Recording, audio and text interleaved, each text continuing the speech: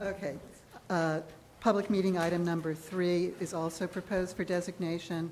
It's the Mills Hotel number 3, 485 7th Avenue, AKA 481-489 7th Avenue, 155-163 West 36th Street. The land is LP 2424. The landmark site is Manhattan Block 812, Lot 1. Gail Harris presenting. Described by the New York Times as the world's biggest hotel and the finest for use of men of limited means, this handsome 16-story neo-Renaissance building, erected in 1906-07, was the third and largest of 3 model residential hotels for single men, erected by Darius Ogden Mills at the turn of the 20th century. Mills was a banker and philanthropist, particularly concerned with the problems of housing the urban poor.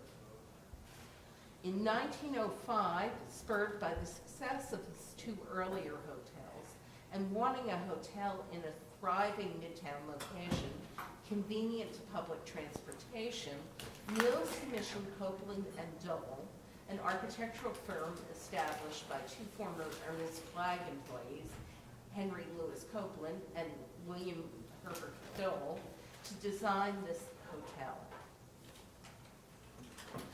Mills Hotel number 3 incorporates 2 Lake Court units, now ordered, linked by a central elevator hall. Rising to 16 stories, the building originally had 1,885 small single bedrooms, each with a window opening onto the street or courtyard. The unprecedented scale of the project, together with the utmost economies in administration, allowed Mills to significantly lower costs per room, conveying a simple but dignified appearance. The building's facades are clad with limestone, light-colored brick, and terracotta. The end bays are slightly projected, and the windows are grouped in rhythmic patterns to provide visual interest. Molded string courses and cornices, fielded panels, cartouches, lions' heads, and a richly embellished Renaissance copper cornice also contribute to the design. After Mills' death in 1910, a family trust continued to operate the hotel as a low-cost residence for single men. The majority of guests were blue-collar workers, salesmen, and hotel and service industry employees. But the hotel's location near the theater district made it particularly popular with actors and entertainers. The Mills family retained ownership of this hotel until 1954. The building remained a low-cost hotel until the early 1980s, although stores and a parking lot were installed in its lower stories. In the 1980s, it became the Fashion Avenue atrium and was remodeled for use as offices and showrooms. Aside from the alterations to its lower stories, its facades remain largely intact, and the building retains its historical and architectural significance as a reminder of the housing reform movement and the progressive era. Thank you, Gail. All right, I know that the owner or representative of the owner is here to speak, so we will reopen the hearing for them to speak. Motion to reopen. Second.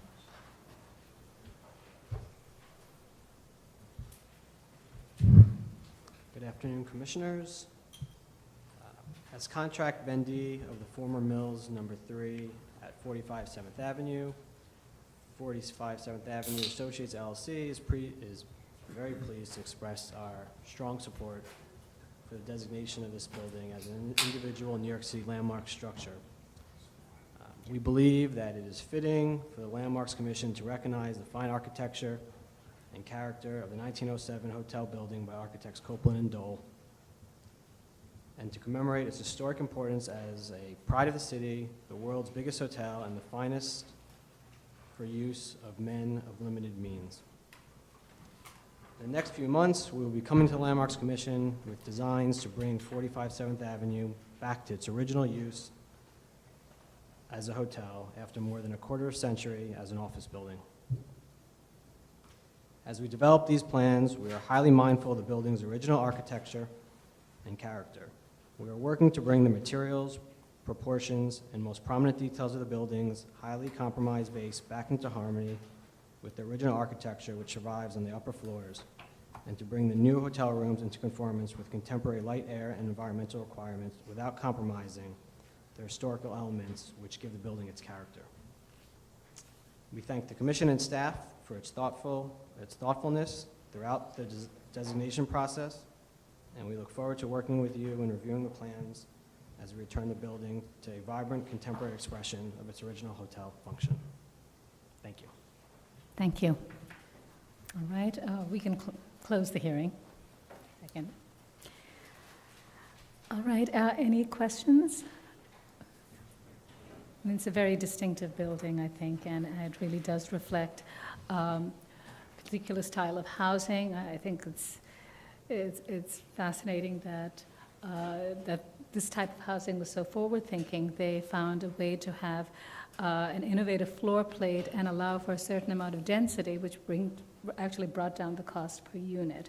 And given its location, which was adjacent to the theater district, it actually housed many actors and people from the hotel industry, as well as other blue-collar services.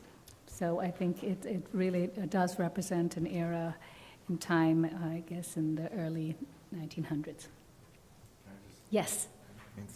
So often we look and designate buildings almost solely for their architectural merit, and here I think the history, the cultural history in the housing movement as well is as important as the building itself architecturally. So I think that's a double win. Thank you. Are there any other comments, or? Yes, okay, so we can proceed with decision then. John, would you like to do that? Motion to designate the Mills Hotel Number 3. I move that the Landmarks Preservation Commission designate the Mills Hotel Number 3, 485 7th Avenue, also known as 481-489 7th Avenue, 155-163 West 36th Street in the Borough of Manhattan, as an official New York City landmark because of its special character and special historical and aesthetic interest and value as part of the development, heritage, and cultural characteristics of the city, state, and nation, as set forth in the designation report for LP 2424, dated October 28, 2014. I also move that Borough of Manhattan tax map block 812, Lot 1, be designated as its landmark site. Second. All in favor? Aye. Any opposed? This building has been designated.